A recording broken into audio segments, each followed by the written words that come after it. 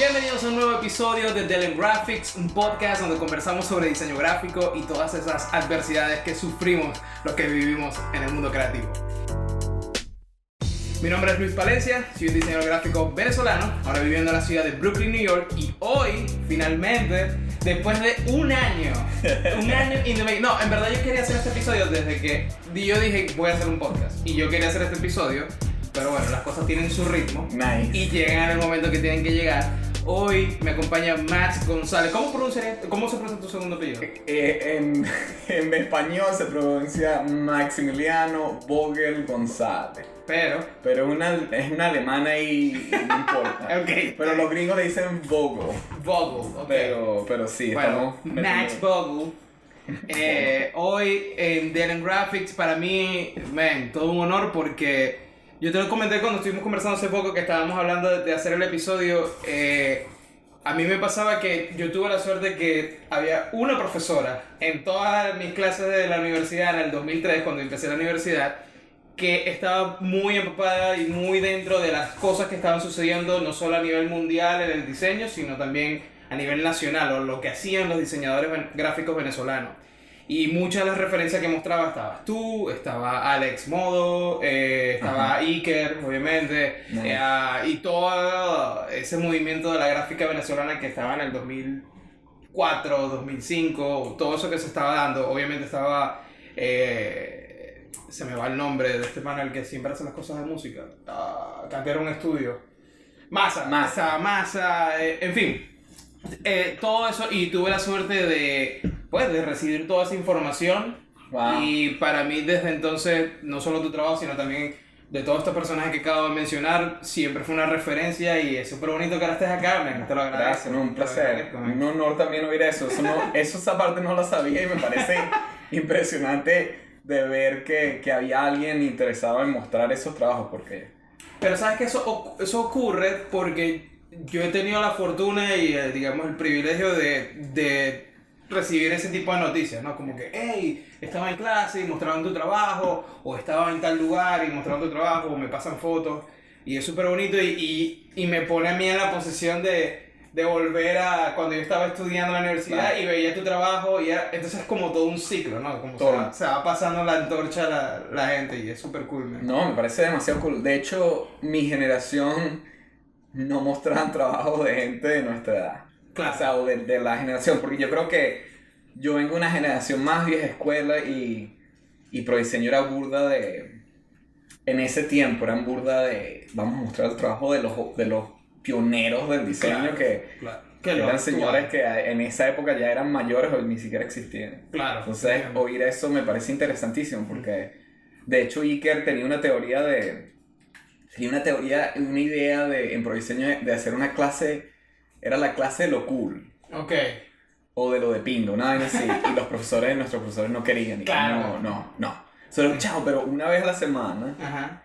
uno de nosotros se sienta y muestra trabajos que están viendo actualmente. Y nuestros profesores eran que... No, olvídate de eso. No, eso no tiene sentido. Y hasta hoy digo que era una idea genial tener a los chamos diciéndote, mira, este pana es el que está ahorita haciendo vainas de pinga. Pero Claro. eso nunca pasó. Pero de pinga oír que eso... Qué cool, man. Qué cool. Que eso haya sido así. Entonces, para la gente que está escuchando y esté viendo esto en YouTube y lo está escuchando en Spotify, pues este es un episodio especial para mí porque es cool hacer un episodio con gente que es tu design hero. Gracias. Es súper cool. Un honor estar aquí también. Tu trabajo es demasiado bueno y lo que estás haciendo con el podcast para mí es demasiado interesante y es demasiado bien oír que estás mostrando diferentes aspectos de ser creativo. Correcto. Para la gente, a mí siempre me gusta como empezar los episodios yendo como muy atrás para la gente que también quizás estudiantes de diseño o diseñadores que se acaban de graduar, que van conociendo tu trabajo gracias a este episodio. A mí me gusta siempre ir como un poco más atrás y empezar a hablar un poco de la raíz, ¿no? De cómo fue que llegaste tú al diseño. No sé si es que en tu casa siempre hubo esta cultura o tú poco a poco te fuiste metiendo en esto por tu lado. O sea, ¿cómo le llegas tú o tus primeros recuerdos de algo gráfico que te impresionara? Mis primeros recuerdos de algo, o sea... Es muy loco, güey. Yo estaba pensando, tengo días pensando en este podcast y qué íbamos a hablar y cómo le íbamos a hablar. Y yo creo que una de las cosas que es muy importante a nivel de de diseño venezolano es que Venezuela tiene una historia y una trayectoria de diseño muy, muy importante, Ujú. que es, consciente o subconscientemente, todos nosotros lo tenemos. Sí. Nosotros venimos yo por lo menos, yo crecí en los 90 Ujú. y mis padres son inmigrantes. Ellos inmigraron de Chile a finales de los 70, principios de los 80 y vinieron a Venezuela porque Venezuela en esa época era el país Claro. de donde tú podías hacer millones de vainas. De hecho, me acuerdo que le llamaban el está barato, dame dos. Ok. Que era en Miami, nos conocían a los venezolanos porque decíamos, eso está demasiado barato, dame dos. Claro. En la época de bonanza de... Exacto, que es la época del boom petrolero. Ujú. Y Venezuela en Estados Unidos, especialmente Miami, nos amaban así, que era una vaina y que, dude, llegaron los venezolanos, van a gastar plata. Ujú. Yo no sé si has visto esos documentales en YouTube Sí. de Miami en los años 70, 80, pero... Y perdón, paréntesis, pero también hay unos de cuando sale el boom petrolero de los 50, 60, Sí. que mucha gente del extranjero también llegando a Venezuela, entonces esa inyección de cultura, de Totalmente. hecho por eso se dice que mucho del rock venezolano también empieza ahí, porque esta gente Totalmente. traía que si los Beatles y tal y Sí. todo eso. Y... Entonces yo creo que subconscientemente crecer en un país donde, o sea, si te pones a creer, todos los logos de los bancos en esa época eran brutales. El logo central naidense es una vaina que... Sí. Logo de la electricidad de Caracas, todos los logos que estaban pasando ahí, como un chamito creciendo, estaban ahí en tu subconsciente y estabas viendo cosas Timeless. y que tú estás creyendo que ese es el estándar. Ok, claro. Yo creo que eso fue uno de los primeros así influencias en el subconsciente que estaba ahí guardándose en el disco duro de que teníamos toda esa estética muy, muy dura. Y que duró por años, a nivel de arquitectura, a nivel de diseño, emblemática, todos esos rollos. Y lo que tú estás diciendo, o sea, en los años 60, en los años 50 llegaron Nedo, llegó Loifer, llegaron todos esos bichos a Caracas por el peo petrolero. Claro. Y se quedaron y empezaron a dar clases, empezaron a enseñar a los chamos diseño. Y yo creo que esa es parte de la influencia que tenemos muchísimos diseñadores. Subconscientemente eso está ahí. Sí, sin duda. A nivel de mí, personalmente, de mi familia, yo tengo un hermano mayor que fue siempre como mi influencia en todo y él fue el como que me mostraba las vainas como que ver, y él estudió ilustración en la Caracas. Ok. Él me lleva 8 años, entonces yo de chamito, él siempre como que, y él siempre estuvo interesado en el pedo de la subcultura, ¿no? Todo el pedo de la cultura punk. Mi hermano creció en Sabana Grande en los 80, que era, Sabana Grande en los 80 era así, no hay nada más punk que había. Okay. Y entonces como que esa cultura del peo punk, de la música, el pana me introdujo al peo skater, al peo del surf también, de surfear. Toda esa vaina de su cultura por sí sola traía su propio lenguaje gráfico. Correcto. Y yo creo que mucho de lo que me influenció a mí de chamo fue mitad de lo que estaba pasando en Venezuela como país, que era ese contraste de una vaina latina con este super high design level, con el peo latino suramericano, más las vainas que estaba aprendiendo viendo a mi hermano crecer y con sus panas, como que me tomó burda así, me influenció burda. Me acuerdo que nosotros a veces comprábamos revistas de skateboarding y en esa época yo aprendí muchos años después que las revistas de skate fueron diseñadas, algunas fueron diseñadas por Carson. También veíamos las revistas Raygun, que eran revistas de música. A veces cuando nos llegaban, acuérdate, en los 90 era burda difícil conseguir vainas, entonces era como un pana que iba de viaje y te traía las vainas y te pasaba la revista y tú te quedabas la revista un mes y la veías, la reías y la volvías a leer y se la pasabas a otro pana, lo mismo con videos de música. Correcto. Y yo creo que todo eso como que me influenció burda. Y por otro lado también mi viejo oía salsa cuando era chamo. Y esas portadas de esos discos también como un mezclote de vainas. Y yo creo que esa época fue la época de oro de mostrar diseño de distintas maneras. Y yo creo que todo eso se nota en tu trabajo. O sea, tú vas a las personas que estén escuchando que vayan ya tienes tu nuevo website, ¿cierto? Raza1.com. raza1.com y van a ver esa combinación de todo eso, porque es bastante, o sea, se nota mucho la influencia de los 70, se nota mucho la influencia de cosas como lo que estaba pasando en el diseño con la Fania y todo eso, pero al mismo tiempo tiene ese toque punk, un poco como de protesta quizás, un poco también de skater, y de hecho tú has trabajado con marcas de skaters y todo eso, ¿no? Que lo vamos a hablar un poco más adelante, pero entonces, ¿en qué momento decides que, sabes que yo quiero, no solamente me gusta esto, sino que lo quiero empezar a hacer? Yo creo que fue burda raro el momento ese porque yo tenía a mi hermano así como, ¿sabes? Él es el modelo a seguir y yo andaba obsesionado con ser ilustrador. La época que mi hermano fue ilustrador fue una época muy rara porque fue ese cambio entre súper analógico y súper digital. Claro. Yo me acuerdo que mi hermano empezó a estudiar en la Caracas y todavía estaban enseñando cómo hacer aerografía, que a mí me parecía rechísimo. Claro. Pero estaban también enseñando un pelo de lo que era freehand, que era como el Illustrator sí, de esa claro, época. sí. Y estaban enseñando Photoshop. Entonces, en esa época nosotros no teníamos computador. O sea, yo crecí en la Florida y en una familia. Nosotros no teníamos plata. Claro. Y me acuerdo que le compraron la computadora a mi hermano solo para ir al instituto, sí. Y me acuerdo que en los tiempos libres yo aprendí a usar, empecé a usar el Photoshop y empecé a usar el Illustrator, pero así, ¿sabes? Como viendo que estaba el pana y le preguntaba a mi hermano que cómo se hace esa vaina. Ajá. Y yo tenía como 13, 14 años. Y esa fue la misma época en que también como que uno empieza como que a descubrir sus propias vainas. Me acuerdo que teníamos una bandita con unos panas de medio punk ahí rarísimo. Y yo quería hacer los flyers de los toques. De los toques que iban los mismos panas, ni siquiera que eran toques de verdad. Sí. Y como que quería aprender a hacer flyers. Y mi hermano me enseñó ahí que mira, aquí están unas fuentes, aquí pones una foto, aquí haces la vaina en Illustrator. Y eso fue como el principio. Y también después empecé a patinar con los panas, uno empieza a salir a la calle y empiezo también como empezamos a hacer graffiti. Y empezamos como el peo del hip hop empieza como a entrar también combinado con el peo del punk, que es una vaina muy... Yo estaba pensando el otro día, esta nueva generación de chamos tienen... tú conoces un chamito que puede oír hip hop y de repente oye punk y después está como un poco de vaina. Sí.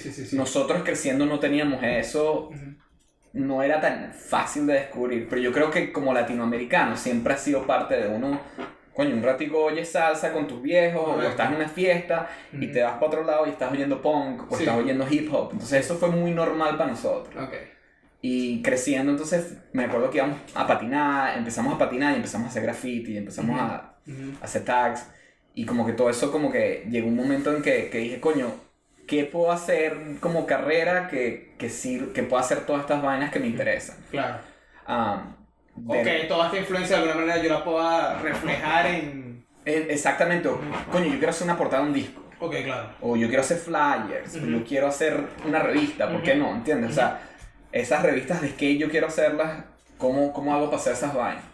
Pero básicamente yo quería ir a ser un ilustrador y me acuerdo que mi hermano me decía, no, chamo, tú no puedes ser ilustrador. O sea, mi hermano me decía, no hay trabajo para ilustrador, especialmente en Venezuela. Claro. Y me decía, tienes que estudiar diseño.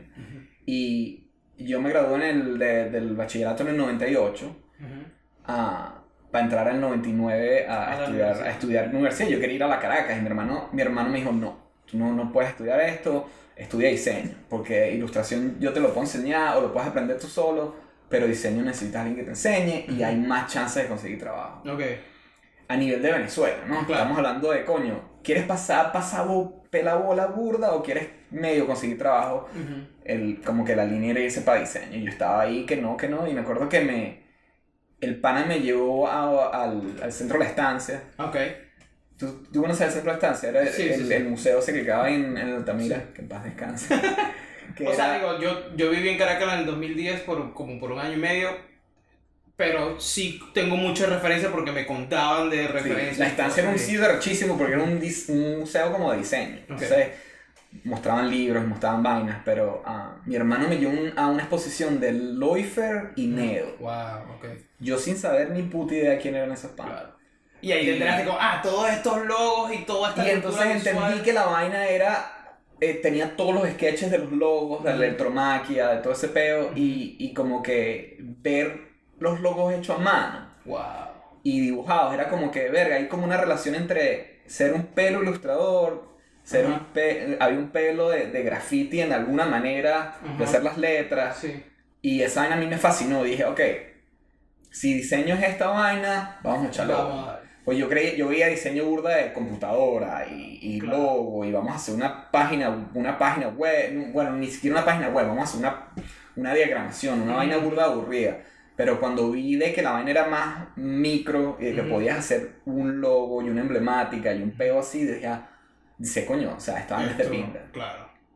Y el pana me convenció, mi hermano me convenció y fui a Prodiseño a hacer tenían una vaina que se llama el curso de admisión. Y ahí fue donde como empecé la vaina y dije, bueno, vamos a echarle bola. Sabes que esa historia me recuerda, o sea, me siento súper identificado porque para mí también fue muy parecido a eso. O sea, yo descubrí todo, fue gracias al graffiti. O sea, yo en el 99 todavía estaba en la escuela y estaba yo me gradué en el 2003 en la escuela. O sea, sí, estaba como en mis últimos años en el colegio. Y en mi ciudad, en Maracaibo, la movida de graffiti era muy mínima. O sea, había, no sé, 4, 5 grafiteros. Era muy pequeña, pero fue lo suficiente como para hacer el click. ¿Sabes? Como que esto me gusta, yo quiero seguir viendo de esto. Ya yo tenía la ventaja de poderme conectar por Dialog y ver algunos blogs de graffiti y todo eso. Y yo pasaba horas viendo grafitis en internet. Y eso como que me alimentó mucho hasta que un día en uno de los blogs vi 123 Clan. Y empecé a ver cómo ellos fueron, me imagino yo, que esa es la primera ola de gente que pasó del muro a lo digital. Totalmente. Y cuando yo vi eso, me obsesioné. Yo dije, no, yo quiero eso, yo quiero hacerlo digital. Y recuerdo con un pana, su hermano ya estudiaba diseño, y él me dijo, descárgate algo que se llama Freehand y Photoshop, y ahí lo vas a poder hacer. Ajá. Y yo como, ok. Y literal también como tú, o sea, yo agarraba cualquier foto y yo simplemente la quería vectorizar para ir practicando. Totalmente. Y así fue como aprendí. Y cuando entré a la universidad empiezo a descubrir toda esta movida de música electrónica y fiestas de punk, o sea, toques y conciertos y todo eso porque me llegaban los flyers. En 2003 te llegaba un flyer impreso. Y en Maracaibo había una movida muy grande de eso que yo me doy cuenta cuando entro a la universidad, cuando tenía 18, 19 años. Y fue no solo una fuente de inspiración para mí recibir el flyer y ver la gráfica, que es lo que estaba pasando en ese momento a nivel gráfico, lo que tú decías, lo cool del momento, sino también posterior, o sea, después de un tiempo, fue mi forma también de dar a conocer mi trabajo, porque era como que le voy a hacer el flyer a unos panas, voy a hacer esto, y todo empezó con un flyer, man. O sea, fue tal cual lo mismo. No, y eso fue, yo me acuerdo que el rollo del flyer es de pinga que ustedes hayan tenido esa cultura, porque en Caracas como que llegó después, cuando yo estaba en el instituto, fue que empecé a entender de que la gente estaba pasándose flyer y haciendo vainas así, pero yo me acuerdo que sí, que las primeras experiencias de gráfica fueron flyers y revistas, las tablas de skate también fueron burda influencia para nosotros. Nosotros teníamos estos catálogos y nos los pasábamos de Estados Unidos con todas estas cosas, claro, era tu manera de ver lo que estaban haciendo. Y eran exactamente, y eran maneras, o sea, me acuerdo que, y hasta los panas míos que no son diseñadores, pasábamos horas viendo los catálogos y qué bola esta ilustración, qué bola este peo. Correcto. Me acuerdo que los marcábamos para ver qué tabla queríamos en algún momento de la vida. Claro. Y yo creo que eso para nosotros fue burda de especial de entender, coño, de que habían otras vainas relacionado con ese mundo de como ilustración y de diseño que había algo ahí. Que no necesariamente se tienen que quedar en una revista, en un periódico, en una tarjeta de presentación. Correcto. ¿Y cuáles fueron tus primeros inicios? ¿Tú empezaste a trabajar en Caracas como diseñador o...? Sí, yo empecé en Prodiseño y cuando yo estaba en Prodiseño ya yo había hecho graffiti, teníamos como un crew de gente que nos conocían por hacer graffiti, nosotros patinábamos, entonces teníamos como ese background, yo tenía ese background de hacer graffiti y de hacer flyers para la bandita esa que teníamos de rock, que eran flyers de pinga, pues, o sea, eran vainas que queríamos hacer sin tener mucho, era más free, ¿no? Tú hacías lo que tú querías y los pasabas. Entonces tenía como ese background y cuando empecé en Prodiseño, el primer año, tengo la suerte de conocer a uno de los integrantes de Masa. En esa época, te estoy hablando en el 99. Paréntesis un momento, porque esto ya me ha pasado muchas veces con cada episodio, no solo la gente de Venezuela, sino que cada vez recibo comentarios de gente de otros países como México, Colombia, Chile, que escuchan el podcast. Para dar un poco de contexto, Masa al comienzo era un colectivo de diseñadores. Masa fue como el primer colectivo, al menos que yo conocí, que estaba haciendo trabajo más relacionado a esa cultura skater, esa cultura de la música, a ese rollo de los flyers, de una manera más moderna. Correcto. Que estaba más como a nivel de lo que estaba pasando internacionalmente. Correcto. Y para que entiendan un poco más el contexto, hoy día es solo un diseñador y pueden ir a ver su trabajo. Ha hecho cosas con Nike, ha hecho todos los discos de los Amigos Invisibles son de él, ha sido nominado al Grammy, ganador de Grammy. En fin, un súper trabajo que ha hecho. Entonces Masa era conocido porque ellos hacían toda la parte visual de un periódico que se llamaba Urbe. Urbe era el Village Voice, entre comillas, de Caracas. Correcto. Era un periódico que hablaban de la cultura pop en Caracas, de la cultura underground, de la música, de bandas. Y la estética del periódico era burda interesante, porque era burda de gráfica y moderna. Entonces tengo la suerte de conocer al pana de Masa, uno de ellos, y es muy loco porque en esa época, como tú estás hablando de Maracaibo, muy poca gente se vestía como uno. La gente que le gustaba el graffiti, que le gustaba el hip hop, que le gustaba el skate, se vestía de una manera. Y eran 10 o 20 pelagatos que uno conocía. Claro. O sea, si tú lo ves en la calle, que él ya me... Yo sé quién es ese chamo patina en las Mercedes, ese chamo patina en Caricuado, ese chamo patina en los símbolos. Pero este pana yo no sabía quién coño era. Y yo digo, pero este pana se viste como uno, pero nunca lo he visto. Claro. El chamo se me acerca en el instituto, y yo pensaba que él era estudiante. Se me acerca y me dice, mira, que yo estoy dando clases aquí de tipografía, yo sé quién eres tú, que entonces los grafitis, eso. Y me dice, coño, pendiente de hablar, de hanguear y tal. Y en esa época, ahora es muy común, ¿sabes? Diseñador con diseñador se entiende, pero en esa época como... Y ven la gente de mi clase que yo empecé, habían 50% eran chamas que no tenían idea de lo que querían hacer, eran diseñadoras, pero no tenían ni puta idea, o sea, estaban escuchando Arjona y oyendo merengue.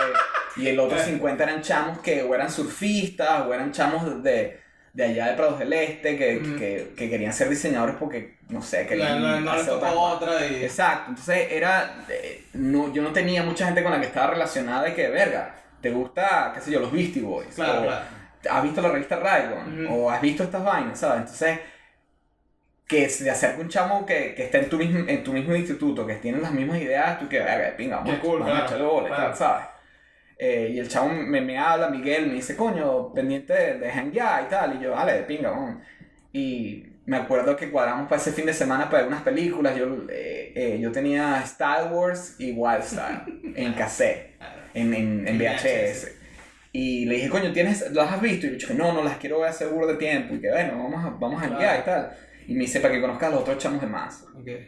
Y su casa era como una cuadra de mi casa. Nunca se habían visto. Nos habíamos visto en el carrito propuesto, nos habíamos chequeado y este pana que chavo se viste así que necesita. Sí. Pero nunca habíamos hablado hasta ese día. Y nos habíamos reconocido porque el chavo me decía, yo sé que tú has hecho grafitis en la Avenida Libertador y he visto tus vainas y yo quedé de pinga. Y llegué a su casa y marico, eso fue así como que entras al apartamento, el chavo vivía solo.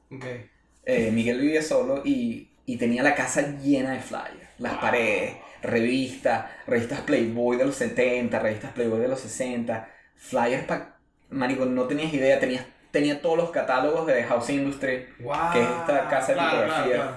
House Industry hacían estos catálogos arrechísimos en esa todavía época, con todas las maneras de imprimir posibles, con gloss, barniz, todas estas vainas, y yo hacía fascinado, y ahí conocí a los otros chamos de Masa que eran Carlos Crinigan, Álvaro Bustillo, y pasamos todo el día viendo estas películas y jangueando y hablando de diseño.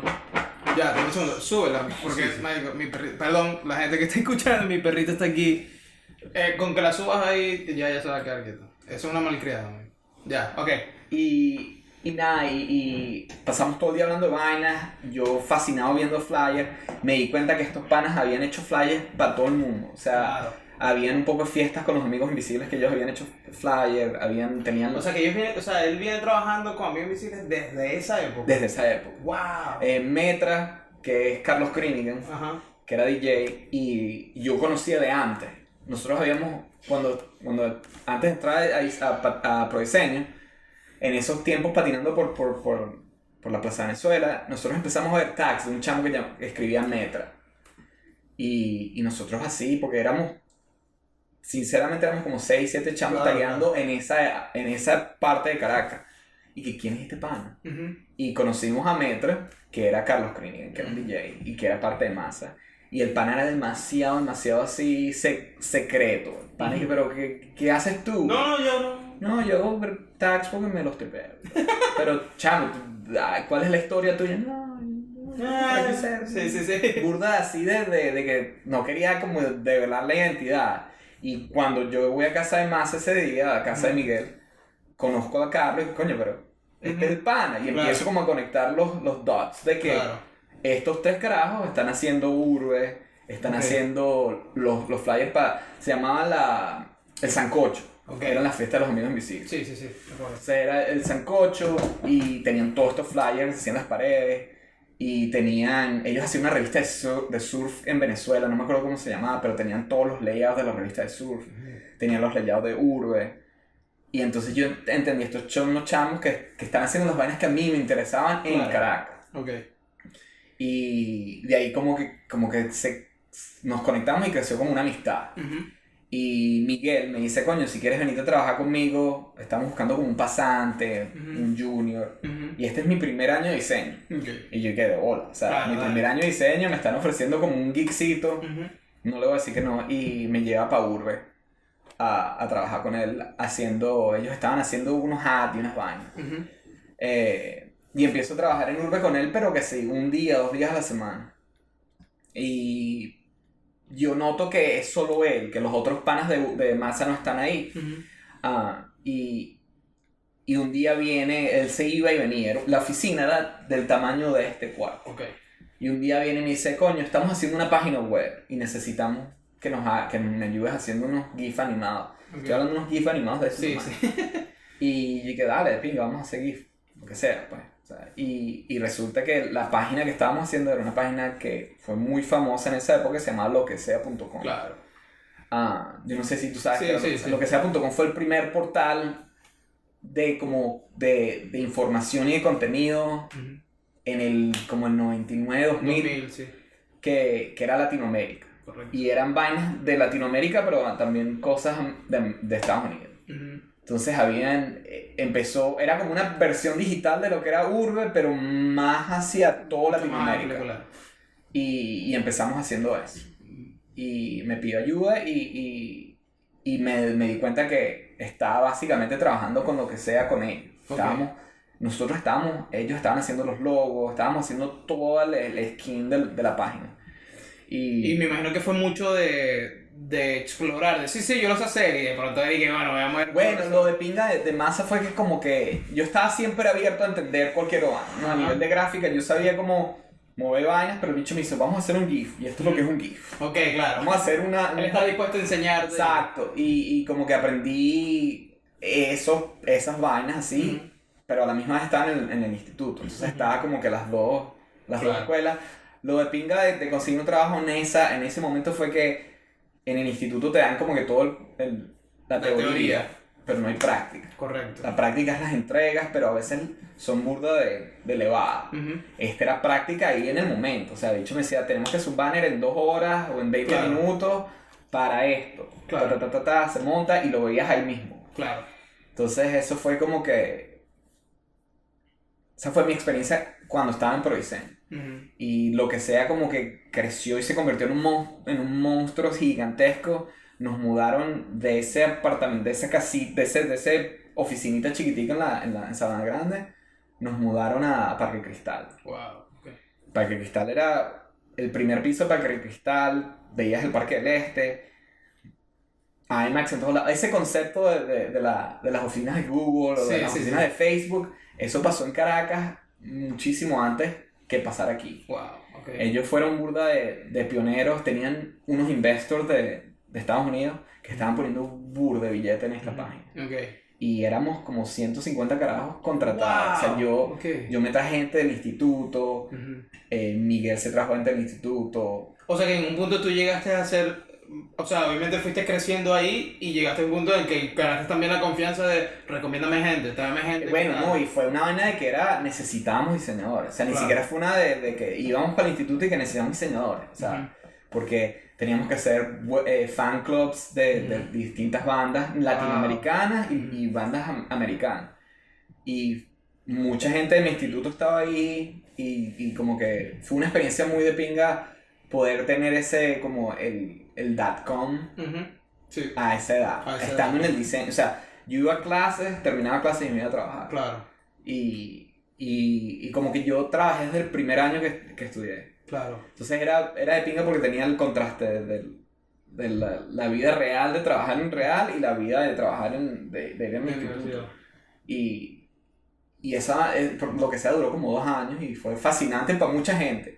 Especialmente para los chamos que trabajaron full time. Yo estaba trabajando part time, pero yo estaba así como conectado con todo lo que estaba sucediendo. Era demasiado pinga. A veces nos mandaban masajistas para que wow. a veces teníamos sesiones de tatuajes. Era el POI del .com pero en Caracas. Okay. Y con billete viniendo de Estados Unidos. Okay. Entonces era muy loco y Masa eran los creative directors de ese momento. Sigo estudiando en Prodiseño, la gente sabe que estoy en Masa y sigo como que aprendiendo. Me graduó ahí mismo, y después más lo que sea termina y los chamos de Masa dicen vamos a volver a hacer el estudio. Porque todo ese momento de lo que sea, ellos como que pararon Masa para hacer como in-house estudio para hacer el in-house de lo que sea. Y cuando lo que sea termina, porque pull the plug, porque como proyecto yo creo que número uno están demasiado ahead of their time. Y como segundo, como que no vio el revenue de lo que estaban haciendo. Porque es que era muy ahead of the time. O sea, ahorita yo estaba pensando en eso y decía, los bichos están creando contenido. Estaban hablando de vainas de pinga a nivel cultural latinoamericano y estaban also hablando de vainas de pinga a nivel americano. O sea, algo que sucedía en el 2000, 2001 era algo que era la norma en el 2010, por ejemplo. O sea, ellos tenían fácil 8 o 10 años adelantados de lo que estaba sucediendo. Teníamos escritores, todos los escritores de Europa estaban trabajando con nosotros, escribiendo historias. Teníamos diseñadores, tenían un reality show que habían hecho, un webcam en streaming. Teníamos un mini apartamento en la oficina donde poníamos estos carajos a vivir ahí. Yo no entiendo a quién se le ocurrió. Estaba demasiado ahead of the time. Claro. Y yo creo que fue parte de la gente de Urbe que tenía como esa visión de entender de que el contenido y de usar el web iba a ser como que una vaina que estaba conectada y mamó, así se acabó muy rápido, pero fue una experiencia de pinga tener eso, especialmente como estudiante de diseño. Claro, y me imagino que cuando empezaste a ver todo este boom de redes sociales, todo de que yo lo vi hace 10 años. Lo más loco es que yo nunca lo conecté, yo no soy un tipo mucho de social media, entonces como que me costó rato como conectarlo, que ver, esa es la vaina que estábamos haciendo hace rato. Claro. ¿Entiendes? El pego del reality TV, de escribir.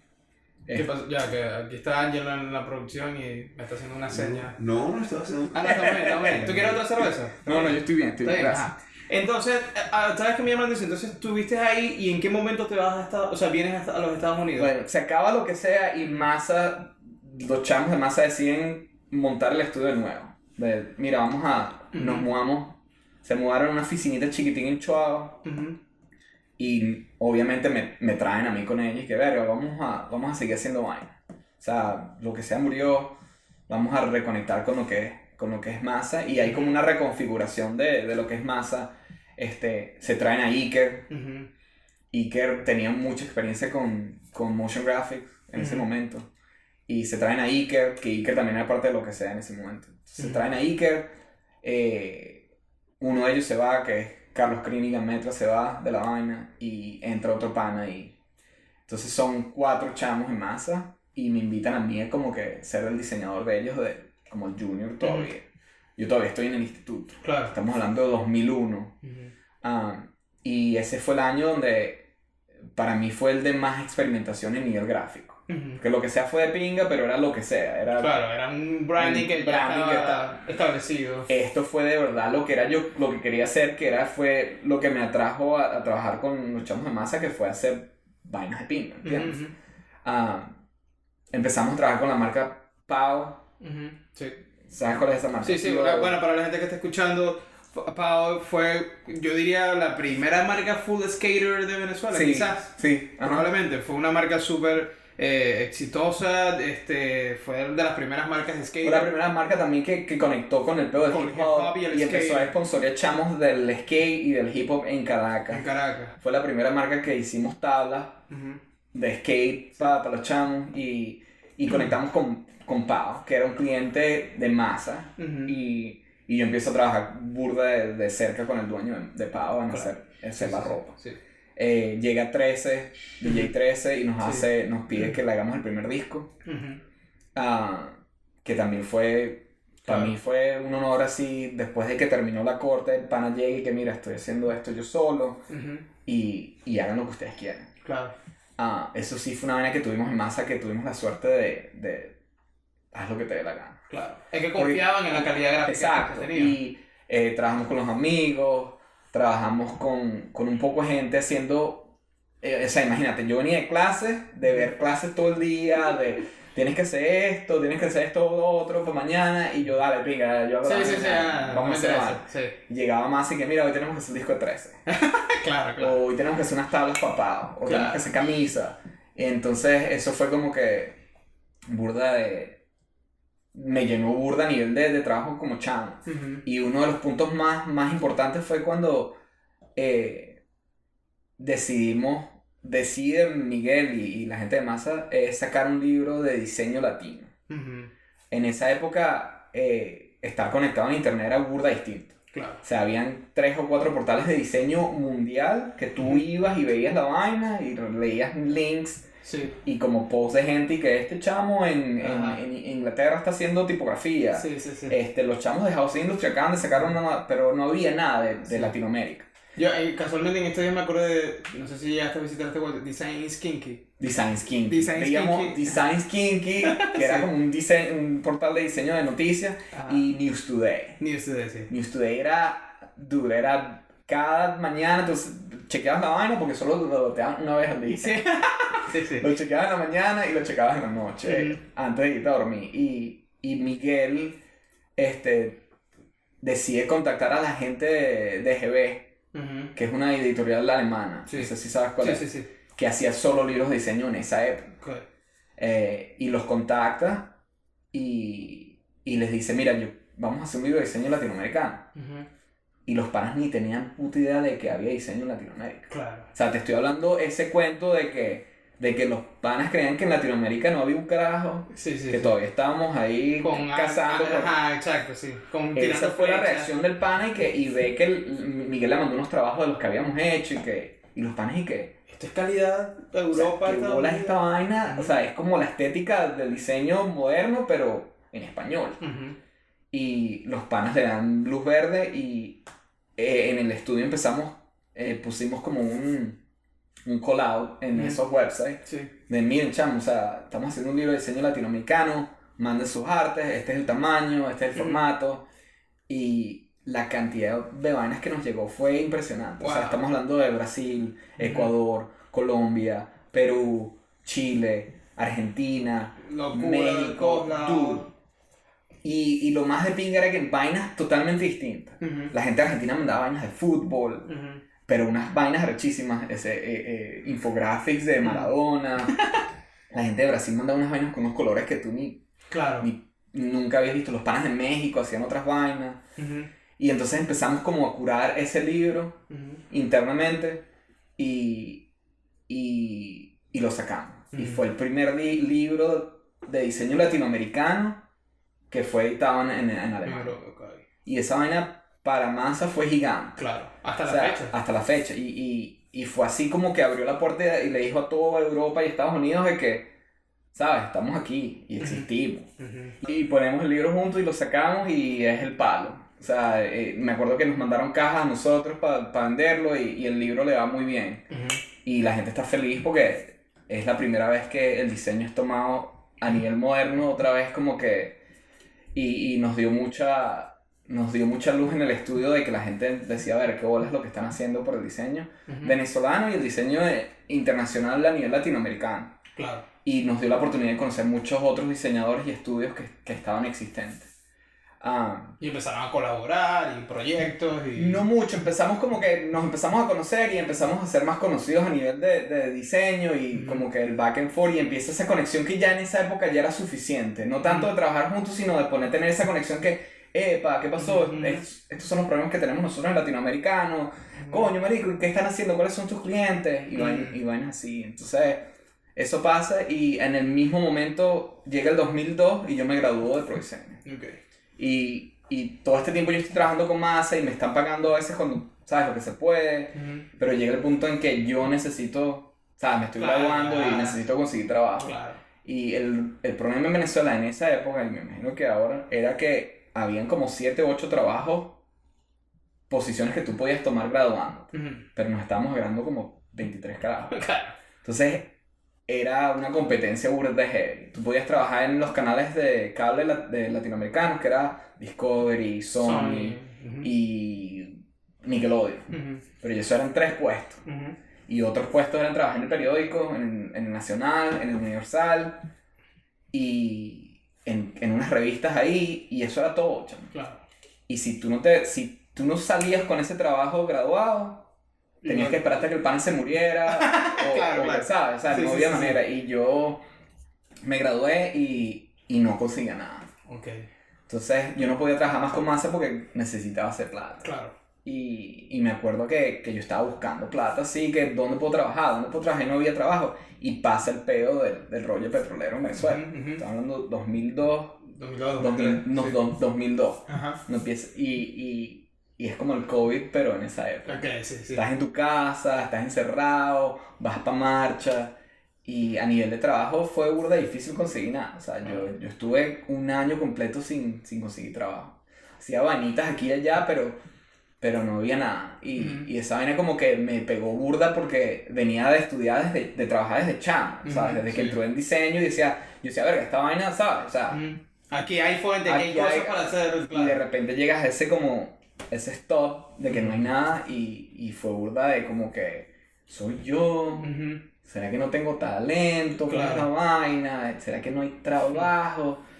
El país está jodido. Y mi hermano se había mudado a Estados Unidos. Mi papá se había mudado muchísimos años antes también. Y mi hermano me dice, vente. Mi hermano estaba en Miami y me dice, vente. Y yo de ahí digo, dale pues. O sea, no hay nada que perder, no voy para allá, no tengo nada aquí. Llego a Miami y me quedo con mi hermano un mes. Pasándola mal. Claro. Mal. Mi hermano me consigue unos gigsitos por aquí y por allá. Hicimos unas vainas para MTV. MTV estaba ya en la despedida. Porque se estaba mudando de Miami a Argentina. Y no conseguimos nada. Me acuerdo que la jeva de mi hermano en esa época me dice a mí que tienes que pasear perro. Okay. Si tú quieres vivir aquí, tienes que pasear perro. Yo no, pero si yo vine porque yo soy diseñador. Claro.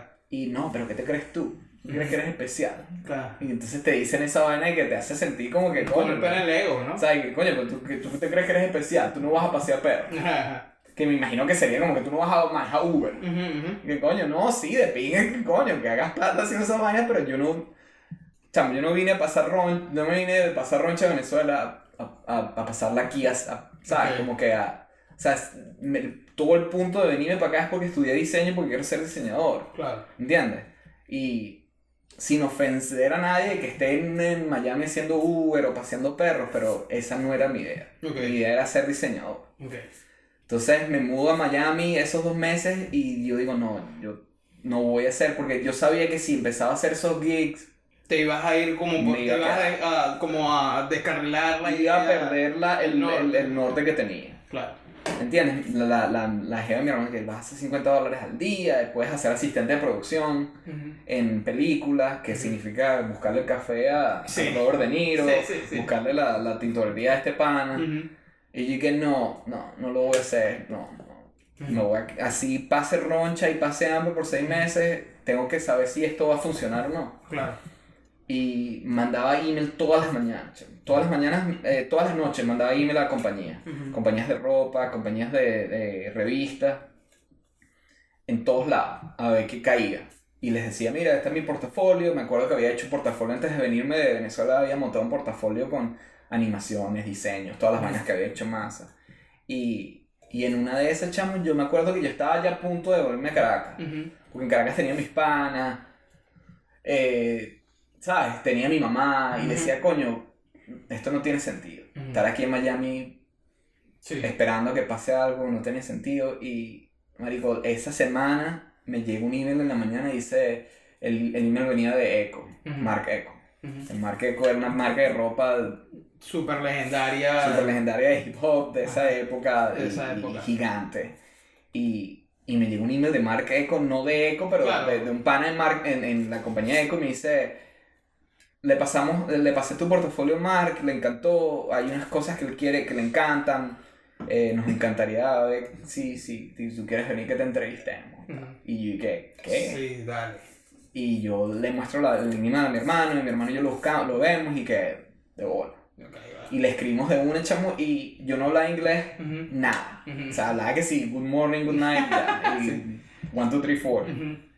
Y le escribimos el email y le decimos, mira, chamo. Y yo lo dije desde el primer día, y dije, mira, yo voy a tromparle de una.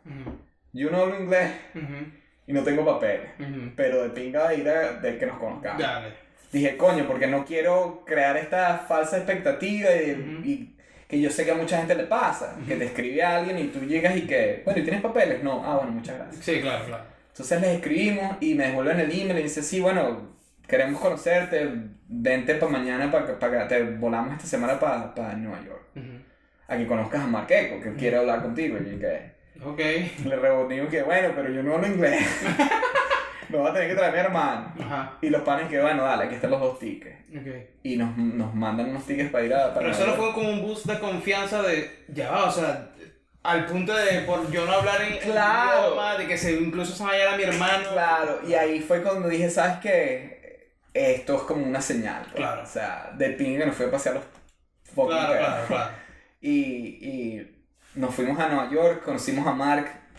Mi hermano me estaba haciendo translate. Yo estaba sentado así como estamos aquí, Marc con frente mío, el pan hablaba a mí, mi hermano me decía lo que él decía, yo le decía a mi hermano lo que le quería responder. Claro. Y el pana lo que le gustó fue que tenía en mi portafolio tenía una animacioncita con graffiti. Yo había hecho estas animacioncitas para aprender 3D Ledger y tenía todos estos paisajes de Caracas, del skyline de Venezuela, de Caracas, con grafitis de allá. Y el pana y que mira, yo estoy haciendo un videojuego y esa estética y ese como vibe quiero poner un videojuego. Claro. Y yo que bueno, dale de pinga. Y dice, bueno, yo quiero que trabajes conmigo. Y yo que bueno, ok. Y que cuando empiezas, y yo bueno, cuando sea. Sí. Y yo que bueno, vente en 2 semanas, devuélvete a Miami, busca tus vanas y te devuelves. Y ahí empecé a trabajar con Echo y de ahí ese fue mi llegada a Nueva York en el 2003. ¿Cuánto tiempo trabajaste ahí? En Echo trabajé por 7 años. Y en Echo fue que conocí, marico, a la mayoría de gente que he admirado toda mi vida. Me hice panas de muchísima gente que ni pensé que iba a conocer. Me dio la oportunidad de, aparte de trabajar en Echo, desarrollando la marca yo crecí hasta ser como el art director de Echo a nivel de la ropa. Por otro lado, estaba haciendo freelanceando y entendiendo el rollo americano. Claro. Y entendiendo el rollo de Nueva York. Claro. Nueva York es una ciudad muy específica, correcto, como tú sabes, y pasan demasiadas vainas. Entonces me dio como esa entrada a conocer todo lo que siempre había soñado, ¿entiendes? Y ahí empezaste como a trabajar, que sí, con Five Boroughs. Ahí fue conozco las marcas de skate como Five Boroughs, trabajo con Stussy, trabajo con Upper Playground, que es una marca que existía en San Francisco. Y empiezo a conocer otros diseñadores famosos. Es cómico, estabas hablando de One Two Three Clan, conozco a One Two Three Clan, conozco a Carhartt, bueno, eso vino después, conozco a Cody Hudson, conozco a la gente que hacía 12 from Profits, sí. que era un website gigante de graffiti y hacían revistas, marico, la cantidad de cosas que pasaron en esos años fue interesantísimo. Conozco a los gemeos de Brasil, me acuerdo que estuve todo el día estuvimos toda esa semana que ellos vinieron al primer show que hicieron en Nueva York, en la Galería Deitch. Pero eso yo creo que es volviendo a lo que estábamos hablando antes de empezar a grabar, que esas cosas que suceden en New York, ¿sabes? Totalmente. Porque esas son cosas que por más que pase lo que pase, no van a morir, o sea, no van a hacer que New York muera porque hay como una energía que hace que todo suceda acá. Totalmente, o sea, es como bien interesante lo que sucede acá. Porque es que es un sitio como que hace un punto de reunión para mucha gente. Yo he tenido la suerte de conocer demasiada gente talentosa en el metro, a través de otros diseñadores. Me ha pasado. Y conocerla todo. O sea, trabajé con Su York, que es una marca de skate muy grande. Sí. Que ya no es, pero era. Sí, claro. Y la oportunidad de trabajar con muchísima gente y de entender la cultura americana. Y una de las cosas que yo aprendí y como que entendí de emigrar a los Estados Unidos o emigrar en cualquier país es que en parte es importante como tratar de conectar con la gente, conectar con el país y yo con sé la cultura. Con la cultura y tratar de como que de formar parte o de al menos entender la ideología del país en el que te estás mudando, porque eso no solo te va a ayudar a conseguir más trabajo, sino conectar con otra gente. No estoy hablando de perder tu identidad como latino, sino hablar de janguear con esa gente. Uno de los consejos que yo siempre le doy a la gente cuando se muda a Nueva York, que me llaman a mí, hay muchos chamos que se mudan de Venezuela y me dicen, coño, te voy a pasar el contacto de mi pana para que me digas qué hacer, y esta conversación la he tenido millones de veces. Es, cuando llegas a otro país, cuando llegas a los Estados Unidos, cuando llegas a Nueva York, para mí es tener tu círculo de amigos del país venezolano, pero también es expander y crear amistades con otra gente.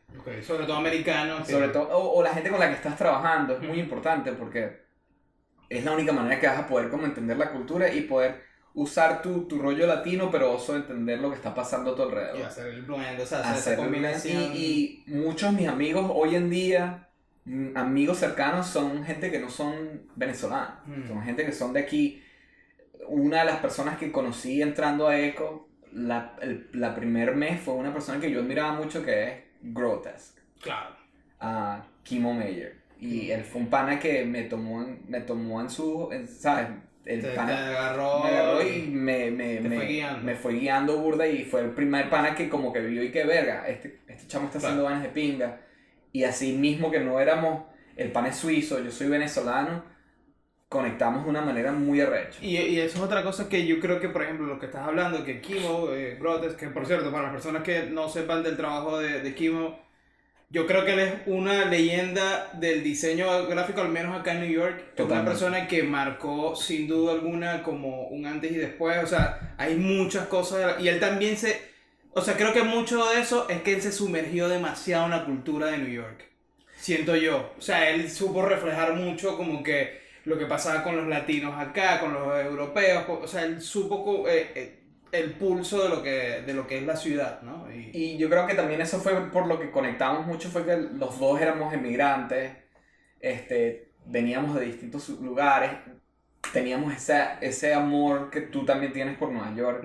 Yo creo que esa idea de Nueva York, por eso fue que nos mudamos para acá. Claro. Yo me mudé por la misma razón que tú te mudaste, que fue la idea de estar aquí, pues. Claro. Todas las cosas que yo crecí admirando, las mejores marcas de skate, las mejores revistas, la mejor música, todo venía de aquí. Y él tenía como que compartíamos ese mismo amor por la ciudad. Y no solo él, pero yo conocí muchísima gente que teníamos como esa misma idea. Y yo creo que como inmigrante uno tiene que hacer esa parte del trabajo. Correcto. Y de poder entender, respetar tu cultura, pero también mudarte y entender de qué coño vamos a abrirnos y vamos a hacer amistades con otra gente. Correcto. Como lo dije hace pocos minutos, muchos de mis amigos son americanos, suizos, y son la gente con la que yo he trabajado y me han abierto las puertas y me han dicho, mira, este pana es de Venezuela, deberías dejar que trabaje aquí o déjalo que haga vaina. Y yendo a lo de Eco y como que hablando otra vez de Kimo, fue que yo trabajé en Eco por 7 años. Y Eco me dio mi visa, me iba a dar mi green card y llegó un punto donde yo dije, Kimo se había mudado de Eco a New York. Y después de New York, él me dijo un día, me dijo, chavo, yo me quiero retirar, me quiero salir de este pedo. Bienvenidos a un nuevo episodio de Delen Graphics, un podcast donde conversamos sobre diseño gráfico y todas esas adversidades que sufrimos los que vivimos en el mundo creativo. Estamos en muchísimos niveles y habíamos, todos esos años en Eco yo en el lado había hecho freelance y había desarrollado lo que era Raza 1 como marca, no como marca, pero como artista y como diseño.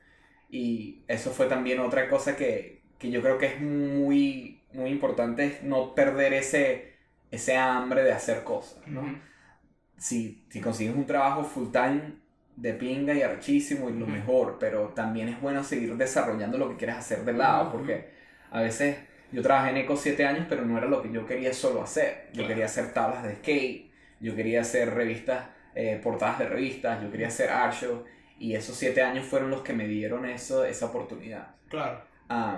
Y llegó un momento donde, por ejemplo, Kimo me dice, mira, yo me voy. Y me dice, yo estoy haciendo un estudio de diseño solo, a ver si te quieres venir. Y en ese momento había nacido mi hija, esto en el 2010. Nace mi hija y como que necesitaba un cambio de ambiente. Claro. Tenía 7 años haciendo franelas con el rinoceronte, tenía 7 años haciendo vainas de pinga, había conocido mucha gente famosa, había trabajado con muchos artistas que yo admiraba de hip hop, había hecho muchas franelas para gente. Pero ya tu ciclo Mi ciclo en ese momento había terminado, yo necesitaba hacer algo nuevo. Y es cuando Kimo se me acerca y me dice, mira, voy a hacer un estudio de diseño, estoy trabajando con estos panas, y él tenía unos clientes ya, estaba trabajando con Nike. Y me dice, vamos, quiero que seas mi primer art director. Y me contratan, nos mudamos en otra oficina pequeñita, como que la historia se repite en diferentes países. Y forman lo que se llama Doubleday and Cartwright. Doubleday and Cartwright fue una agencia de diseño, todavía es, que fue formada por él y otros dos panas. Super estudio. Y uno de ellos, lo de pinga de este estudio era que era Kimo, que venía del rollo del diseño gráfico. Chris Eisenberg, que es un tipo que venía de escribir, un journalist, que tenía una marca de ropa que se llamaba Nomas, que era una ropa basada en deportes. En deportes, sí, me acuerdo. Ellos recreaban piezas viejas de deportes de boxeadores de los años 50, 60. ¿De ahí sale Victory y todo eso? De ahí sale Victory después como que fue esa combinación de estos 2-3 tipos que eran de distintos aspectos creativos. Creamos esta compañía que se llama Doubleday and Cartwright, que era enfocada en el deporte. Claro. Nosotros teníamos una visión bien específica de estéticamente, pero teníamos también un sentido, un lado muy fuerte en contenido. Ahora, pero paréntesis, yo creo que ahí también se ve el hecho de abrirte el espacio de querer conversar con gente, de querer hacer amistad con gente que viene de una cultura totalmente distinta a la tuya.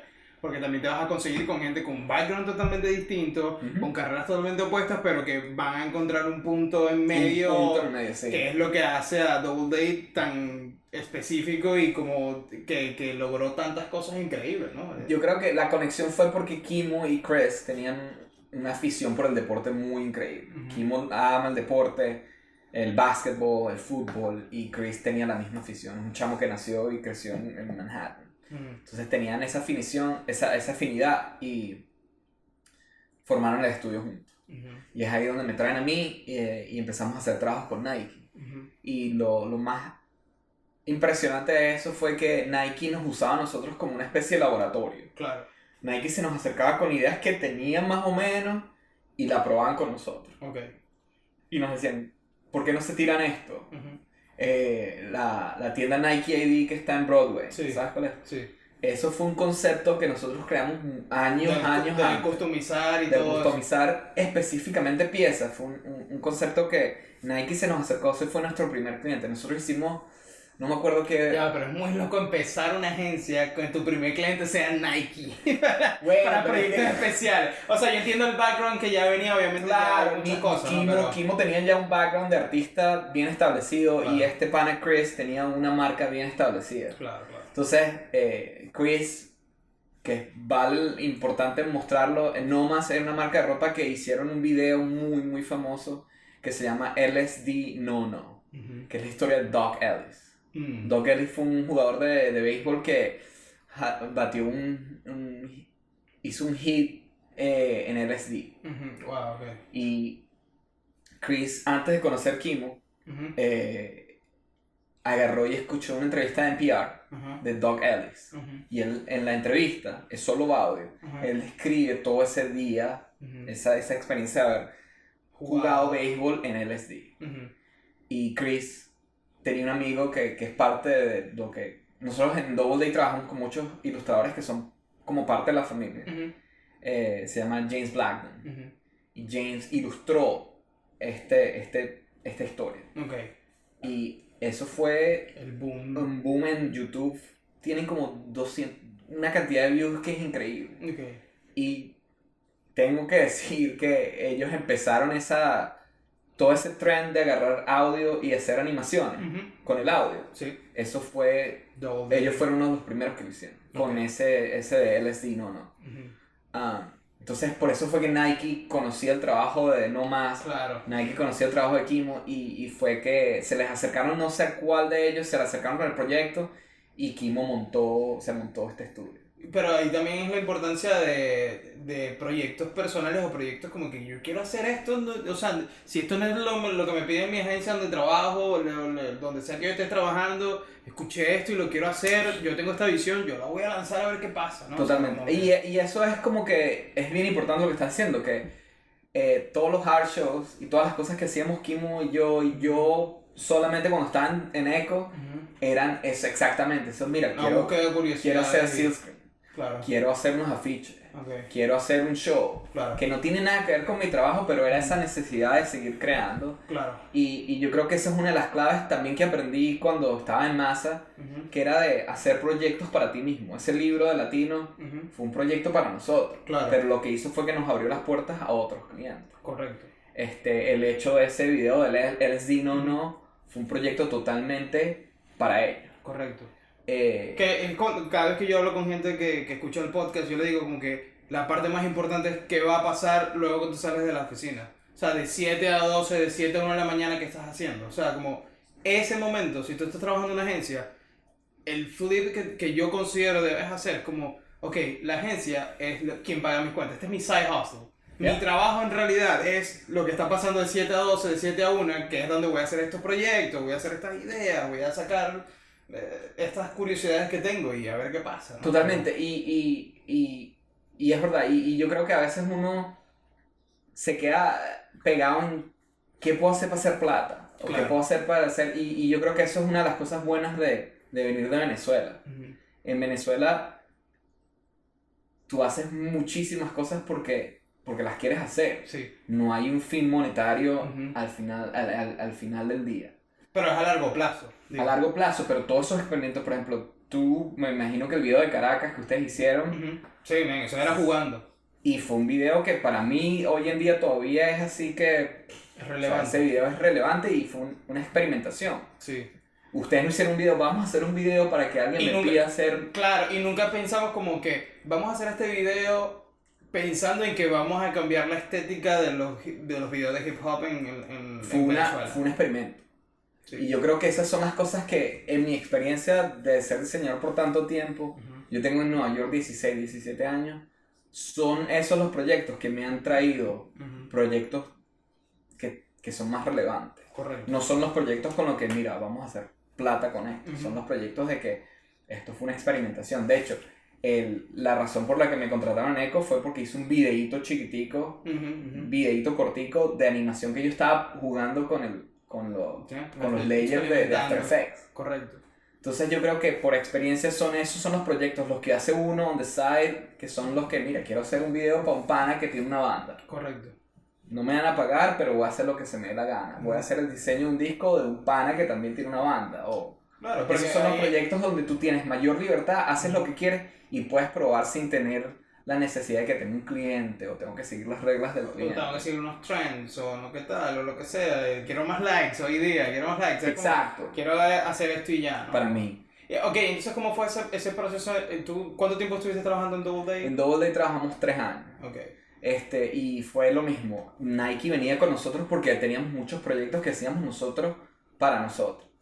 Pero ¿sabes qué? El otro día estaba hablando con un estudio en Argentina, que son unos paras, y estábamos hablando, y yo creo que mucho de esa transición de las grandes marcas de trabajar con agencias grandes a decir, le voy a dar estos proyectos a estudios pequeños, es porque saben que estos estudios pequeños no tienen como que esta, digamos, llamarlo industrialización de la idea. Totalmente. Que, ok, yo sé que allá en Brooklyn están 5 panas que me van a hacer una locura, ¿sabes? Como que van a salir con una idea que jamás una agencia que tiene tantos procesos de comunicación va a lograr, ¿no? Bueno, exactamente, porque una agencia tiene, yo diría, está como contaminada. Correcto. Estás contaminado con que tengo que seguir el branding, tengo que hacer esto, tengo que pensar en likes.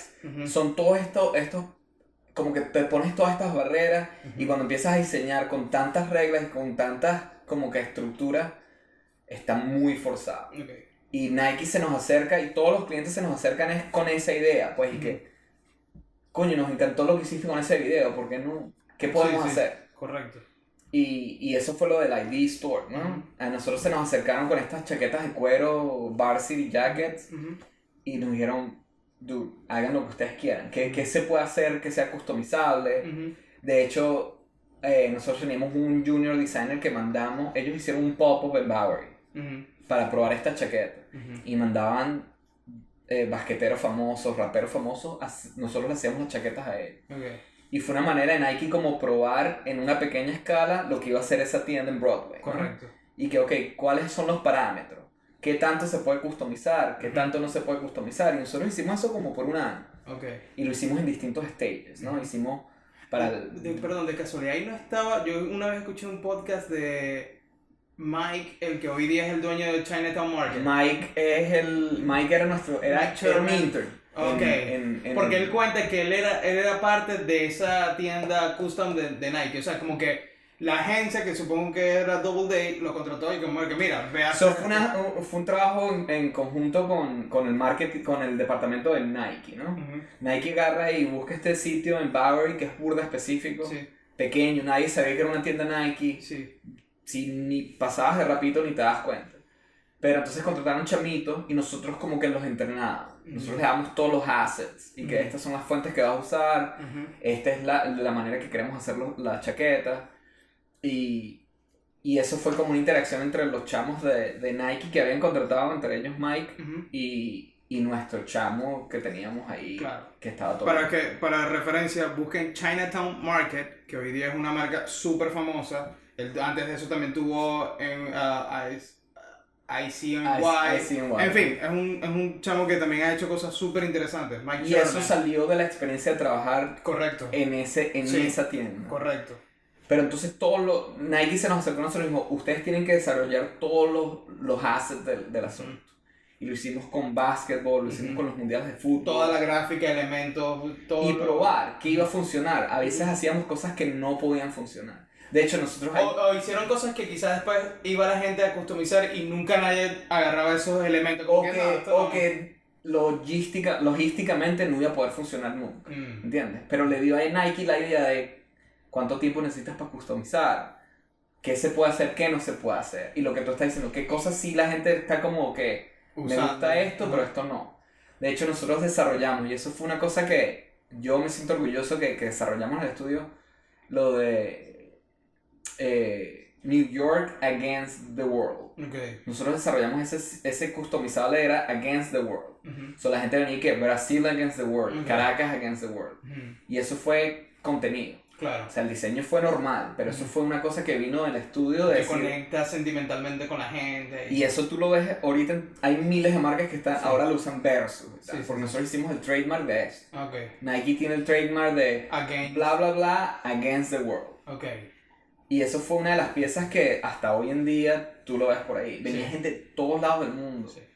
Y Double Day fue como eso. Nosotros nos usaron muchísimo como un laboratorio de experimentación para Nike. Ujú. Victory, Ujú. que es un periódico de deportes, sale en... Nosotros lo creamos en el estudio. Ujú. Victory es un... vino del lado más de contenido. Sí. Es un periódico tamaño grande, con fotos gigantes del Ujú. deporte, pero no de estadística. No, más del arte. Más del arte del deporte y más de las historias que nadie cuenta del deporte. Correcto. De hecho, uno de los ilustradores, que es amigo de la casa, que trabajó con nosotros mucho tiempo, Mickey Dujek, Ujú. él tiene una serie en Netflix que es la serie animada de Victory, que se llama Wow. Losers. Ah, No sé si lo has visto. No lo he visto, lo voy a ver. Losers es buenísimo. Él hizo la historia, es Victory, pero en versión Wow, ok. Netflix. Ok. Él va y cuenta la historia de boxeadores. Ujú. Hay una de una mujer que hace ice skating Ok. y hace las ilustraciones y las animaciones. Ahora tengo una duda. Luego que tú estás en este entorno con gente súper talentosa, Ujú. haciendo proyectos increíbles, proyectos que para mucha de la gente que puede estar escuchando son proyectos soñados. Llega un punto que dices, ¿sabes qué? Ya no quiero hacer más esto. Me voy. Eso pasa. O sea, ¿cómo fue ese momento que dijiste, ¿sabes qué? Ya no quiero hacer esto. Y ahora... Después de 3 años de trabajar con Nike, de hacer otras muchísimas cosas increíbles, Ujú. pasa lo que pasa siempre, que uno quiere más Ujú. o quiere algo distinto. Correcto. Ya yo tenía, mi chamita tenía 3 años, Ujú. mi esposa había abierto una tienda de ropa Ujú. y queríamos pasar más tiempo con nuestra hija. Ujú. La razón por la que mi esposa abrió una tienda de ropa es porque ella quería ser su propia jefe. Ok. Y yo amaba trabajar en Double Day. Eso Ujú. fue una de las experiencias más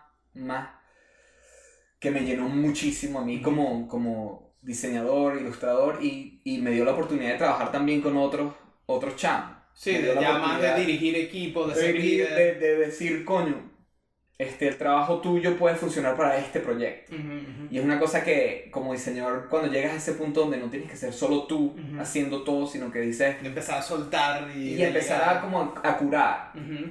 como a decir, ¿sabes qué? Este pana, esta estética, podemos ponerla para este proyecto y va a funcionar perfecto. Correcto. Llegó un punto en donde yo dije, ya yo estaba como burnout. Ya, claro. Una de las bellezas de trabajar en los Estados Unidos es que uno hace, y en Nueva York especialmente, que haces miles de cosas, Ujú. pero también llega un momento en que uno burnout y es totalmente normal. Sí, sí, sí. Y yo creo que hay muchos creativos que tienen miedo a tener eso de estar burnout, Sí, de claro. llegar a un punto donde dices, mira, necesito un break. Claro. Eh, Claro, porque también es un tema de quién soy yo ahora sin ser el diseñador de Double Day, sin ser el Exacto. diseñador que hace cosas para Nike y tal, como... Y llega un punto donde uno dice, coño, ¿sabes qué? Vamos a tomar un Ujú. chancecito. Y yo creo que te comenté esto, yo trabajé en Double Day por 3 años y los conocí y mi conexión con Double Day fue una conexión más estética que de contenido. Ujú. Yo sé algo de deporte, entiendo el deporte, pero yo no soy un fan del Sí, deporte. no, O claro. sea, si tú me preguntas mañana que vamos a un juego de básquetbol, te digo, dale, podemos... Sí. Pero Voy no por la soy- cerveza más no que soy por un el tipo juego. que va a estar ahí, que bolas, los Sí. Knicks han sido el worst team forever Sí. desde los últimos 20 años. Sí. Y llegó un punto donde yo dije, dude, ya yo no puedo estar haciendo esto, ¿entiendes? Yo Ujú, quiero ujú. hacer otra vaina. Claro. Me acuerdo que mi último proyecto el último proyecto que hice a Double A hicimos un timeline de LeBron James. Ujú. Y de pinga, me tripié el proyecto como un challenge, ¿no? Era como el reto de hacer el timeline de todos los zapatos de LeBron James.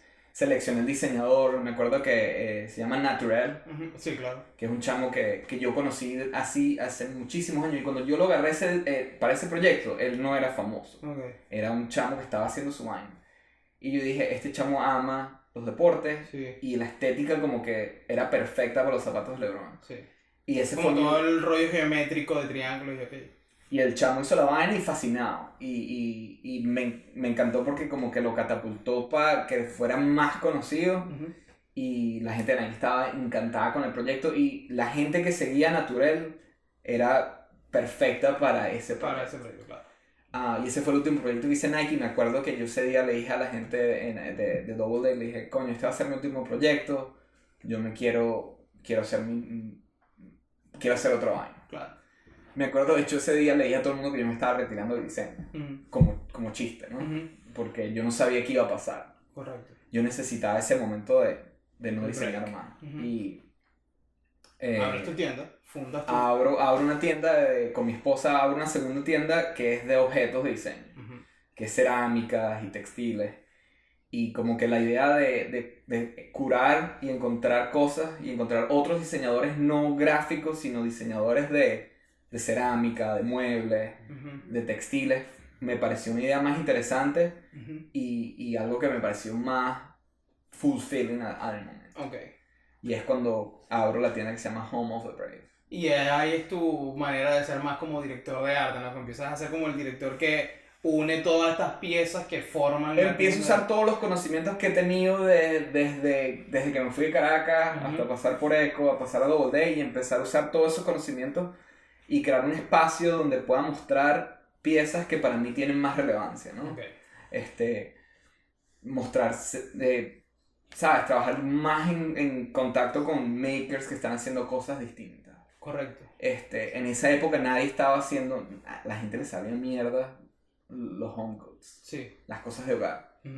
Pero yo sentía que había una necesidad de gente como yo, y que la persona como yo y mi esposa que quieren comprar o decorar su casa, ¿dónde irían? Claro. Ellos no pueden ir a IKEA. Sí. No podemos ir a... Que es algo que a mí me pasa. O sea, como que yo quiero ir y yo quiero tener la pieza del diseñador tal, yo quiero tener... O que... Y ni siquiera que tiene que ser un diseñador, pero que tenga una estética bien específica. Específica también. Que como comparte con lo que estás haciendo. Correcto. Y con lo que yo soy. ¿Sabes? Como yo quiero y entiendo que esta selección del color es por esta razón. Exacto. Y todo esto. Entonces empiezo como que mi esposo y yo empezamos a trabajar con ceramistas, gente que está haciendo textiles, y abrimos la tienda y es un suceso, ¿no? La gente empieza a ¿Qué bolas? Una tienda de home goods que no se parece a una vaina que mi mamá va a comprar o mi abuela, sino que es como que... Es para gente que tiene la apreciación del diseño. Claro. Y eso crece, lo hacemos por varios años y yo empiezo como que... Es muy cómico porque empiezo no solo a ser como el director de arte de la tienda y el curador, pero también empiezo a trabajar la parte de negocios de la tienda. Claro. Que es entender cómo comprar, entender que a veces que hay cosas que a mí me gustan que la gente no va a comprar. Claro. Y empiezo a ver esa cosa que como diseñadores a veces no experimentamos. Que nosotros creamos productos, diseñamos, pero no estamos en el último step, ¿no? Que es estar ahí. La reacción. La reacción. Por ejemplo, haces un menú para un restaurante o haces un logo para un restaurante. Tú se lo pasas al dueño del restaurante. Él lo imprime y chao. Goodbye. Pero nunca has estado ahí en el restaurante sentado y que... papá, ese menú no lo entiendo. Claro. Empiezas a ver como que los problemas del diseño. Porque a veces siento como diseñadores estamos muy en una burbuja. ¿Entiendes? Estamos en una burbuja y creamos, pasamos al cliente y nos despedimos. No olvidamos, sí. Y claro, vas a la escuela, a la universidad y te enseña la teoría del diseño, de la comunicación, de la función, del diseño y la función, pero no realmente... A manera ya de ejecución del presente. Del presente o de cómo va a funcionar. Claro. ¿Entiendes? Y yo creo que eso... Habría que buscar una manera de cómo enseñarlo en la escuela, pero sería interesante poner a los chamos a trabajar o sentarse y experimentar y ver cómo la interacción entre el cliente de verdad, cuál va a ser la reacción con el diseño que tú estás poniendo afuera. Claro, porque ahí es cuando yo creo que y esos son los momentos y esa práctica y recibir ese feedback es lo que te va a ayudar a entender, que esto lo estábamos hablando, una llamada que tuvimos, entender que no es tú contra el cliente de yo soy el diseñador, yo soy el que sé, y el cliente lo que él cree saber o lo que quiere para su restaurante es cómo tú y yo vamos a lograr lo mejor para el consumidor final. Totalmente. Que lo va a hacer lo más funcional. Y dentro de eso, como yo obviamente como diseñador voy a poner mi visión y todo eso, pero al final un ejemplo claro es lo que estás diciendo, como un menú de un restaurante va a funcionar, va para todos o para la gran mayoría de las personas que llegue, va a ser fácil de leer, va a ser rápido, va a ser entendible, todo eso. Y es una cosa que pasa mucho, el menú puede ser excelente, increíble, pero si no está funcionando cuando llegas ahí, no ves, estás perdiendo qué elementos Sí, qué, el qué puedo material. ordenar. Y lo que pasó en la tienda, cuando abrí la tienda, que me convertí en mi cliente y mi diseñador. Claro. Y entonces pude entender como todo el proceso, desde crear hasta el cliente, hasta el budget. Claro. Entender qué cosas necesitaba, porque uno como diseñador siempre dice, ah no, pero este cliente no quiere gastar plata en su restaurante, Claro. o no quiere gastar plata en su negocio, pero a veces el cliente no puede gastar esa plata, o a veces el cliente dice, mira, ¿sabes qué? En vez de pagarte a ti para hacer todo este packaging tan amazing, yo puedo usar esa plata y ponerla en producto para la tienda. Correcto. Entonces vamos a buscar ese in-between, ¿entiendes? Que es como que es muy difícil para el diseñador y a veces es frustrante, porque yo estaba en ese sitio. Estaba en el sitio de que este pana quiere que le haga todas estas vainas, pero no tiene plata para pagar el packaging. Y quiere que yo invente algo que no puedo. Pero estando en la tienda, me dio esa experiencia, me dio esa empatía.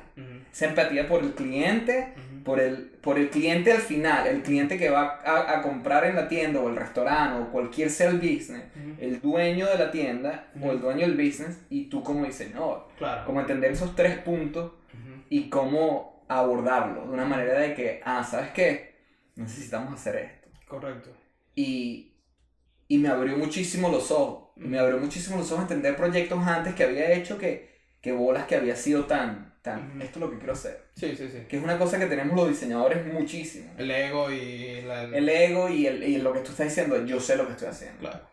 Sí sabemos lo que estamos haciendo a nivel de la tipografía se ve bien, los tamaños están bien, los colores son bien, pero falta esa interacción donde el diseño va a llegar. Claro. ¿Entiendes? Por eso es que muchas veces hay veces que hay cosas que son diseñadas terribles, pero funcionan perfecto. Correcto. Entonces, ¿para qué llegar y tratar de arreglarlo si ya está funcionando? Perfecto. Claro. Y ahora, entonces en todo este proceso estuviste varios años con la tienda y estás teniendo como que ahora esta idea de volver al diseño gráfico, hay como un llamado de nuevo otra vez. Hay un llamado de nuevo y hay como esa necesidad de y yo creo que es una de las cosas más bonitas del diseño, si empiezas a ver lo que hemos hablado en esta entrevista, es que las cosas como se repiten, ¿no? Correcto. Empecé en masa, hicimos lo que sea, nos aburrimos de eso, me vine a Nueva York, hicimos eco, me aburrí de eso, hicimos Double Day. Entonces uno como creativo siempre está constantemente buscando un nuevo reto. Correcto. Y yo creo que con la tienda todavía está ahí, la tienda todavía estoy yo ahí, todavía me puedes ver ahí trabajando y haciendo cosas, pero tenía esa necesidad de hacer algo mío. Claro. De comunicar otras cosas, de hacer los artes que tú estabas haciendo antes, o de hacer un disco para alguien, hacer... Bueno, pero que, por ejemplo, o sea, yo creo que lo fácil para ti en ese momento hubiese sido abrir una tienda, digamos, skater. Exacto. Pero el reto era, voy a buscar algo totalmente distinto para separarme de esto y ver qué va a pasar y qué voy a aprender para luego... O sea, yo me imagino que hoy día, tú como diseñador, al momento de hablar con un cliente, de una agencia, algo, para un proyecto, tu visión ahora del negocio es totalmente distinta. O sea, tú no vas a abordar la negociación de la misma manera. Totalmente. No, y ahora cuando alguien se me acerca a pedir un proyecto, trato de hacer las preguntas correctas. Y entender de verdad quién va a ser, de qué va el producto final. Correcto. Y si el proyecto no es algo que me funciona a mí, es poder decir, mira, ¿sabes qué? Yo no creo que somos como que el partnership correcto para el uno al otro. Y me ha pasado muchísimas veces. Que queremos que hagamos esto y unas franelas y unos logos, unas gorras, y yo que no creo que yo como diseñador o lo que yo te puedo ofrecer va a ser lo que tu cliente va a querer. Okay. Y llegar a ese punto de entender donde tu proyecto puede funcionar es muy difícil. A veces los diseñadores no entienden. Inclusive en mi propia tienda. A veces a mí me han dicho muchos mis amigos, me dicen, pero ¿por qué tú no haces unas alfombras o unas sábanas de tus diseños? Porque yo conozco a mi cliente. El cliente que viene a mi tienda no va a buscar eso, es mi estética. Correcto. Mi cliente va a buscar otra estética, otra gente. Y ahí es donde yo a veces contrato a mis amigos y que mira, tírate un diseño para estas alfombras porque yo sé que va a funcionar. Correcto. Y ahí es ahí donde uno tiene que poner a veces el ego del lado y decir qué va a funcionar y como ponerse el sombrero de Creative Director y decir, mira, ¿sabes qué? Yo como ilustrador o mi estética no va a funcionar para este cliente. Y es como entender que mi cliente va a ser distinto. Correcto. Y entonces llegó un punto en el que ya querías volver otra vez al diseño, querías volver, ¿qué es lo que está pasando hoy día? Quería más volver al tener las manos en diseñar. Ujú, En la tienda he tenido la suerte de trabajar con muchos de mis amigos y hemos hecho proyectos juntos donde yo dirijo ujú, el proyecto. Por Ujú. ejemplo, mucha gente, una vez al año diseñamos todo lo que es cambiamos todo el packaging de la tienda ujú, y contrato a algún ilustrador para que la haga. ujú, Este año con el COVID hicimos unas sábanas ujú. y contraté 3 de mis amigos, entre ellos estaba Grotes, Ujú. Cody Hudson y Damien Corral. Sí. Y hicimos las sábanas porque yo hice la dirección de arte, seleccioné los diseños y como que fuimos back and forth. Pero necesitaba como que tenía ya como un año y medio queriendo hacer cosas para poner de nuevo afuera en el Ujú. mundo que fueran de mí, Claro. de Raza 1. Y es lo que estás haciendo Y ahí. eso es lo que estoy haciendo ahorita y afortunadamente he tenido la suerte de trabajar esto ha pasado en los últimos 6 meses, he podido contactarme con mucha gente que siempre he querido trabajar y hemos hecho cosas desde un mixtape para decirle a la gente latina que vote, Ujú, hasta ahorita hice una camisa para Bathing Ape ujú, que va a salir pronto ujú. y estamos trabajando con otra gente. Excelente, man, qué brutal. Y bueno, eso nada. fue súper cool. Entonces, aquí finalmente ya hicimos como todo un recorrido de tu carrera hasta hoy. Ya estás de nuevo retomando el diseño, ejecutando diseño. ¿Qué te gustaría lograr? ¿Qué expectativas tienes ya ahora con retomar el diseño? A la par que estás haciendo todavía lo de la tienda, es tu proyecto, pero ¿qué te gustaría ya como diseñador? Como diseñador yo creo que la idea ahora es solo hacer proyectos que esté como tripeándome y que me quisiera hacer y como que lo bueno ahora es que no tengo la presión de trabajar con un cliente porque tengo que hacerlo, sino más como que si sirve o no sirve la relación. O sea, que no te desvíe de lo que tú quieres lograr como diseñador. Sí. Y me imagino que ahora estás mucho más abierto como que también a otros proyectos, ideas, cosas que puedan salir, proyectos personales. ¿Ya tienes algo a nivel personal que quieras explorar o...? Sí, ahorita estoy trabajando en una serie de ilustraciones de cosas que tengo en la cabeza.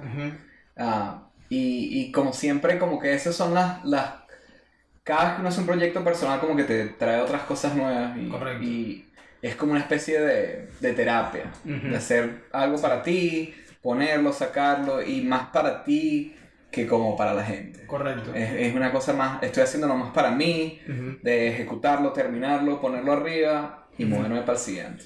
Sí, eso es lo que yo siempre le digo a la gente que a los diseñadores que escuchan, es como, hazlo por ti. Sí. Es como, hazlo por ti. Yo sé que suena cliché y sé que suena fácil decirlo porque hay gente que le cuesta, pero es súper importante y la única manera de hacerlo es simplemente empezar. Una vez que lo haces una vez, la segunda, la tercera, se va haciendo cada vez más fácil soltar las ideas.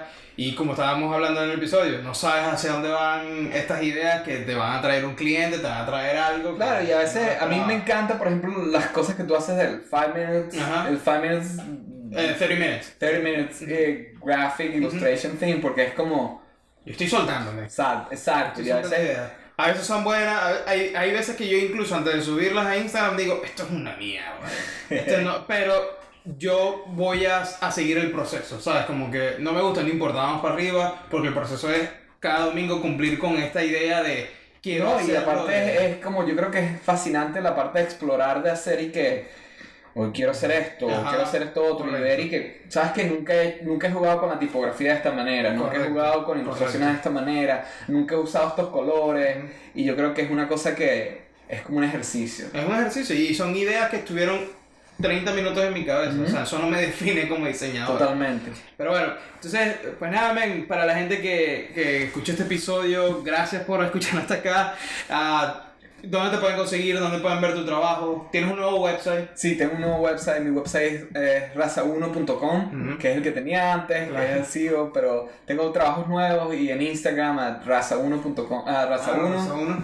Y bueno, nada, un placer, muchísimas gracias por tenerme aquí. Esto he estado un año en the making, Sí, sin duda. finalmente, Sin y bueno, duda. nada, Un placer. Y para decir la verdad, hay varias cosas que hablamos fuera de cámara porque tuvimos un problema técnico y yo creo que ese es otro podcast que deberíamos grabar porque estuvo bien interesante. Angelo se está quedando dormido atrás de la cámara y nos está haciendo señas de que ya quiere terminar, así que...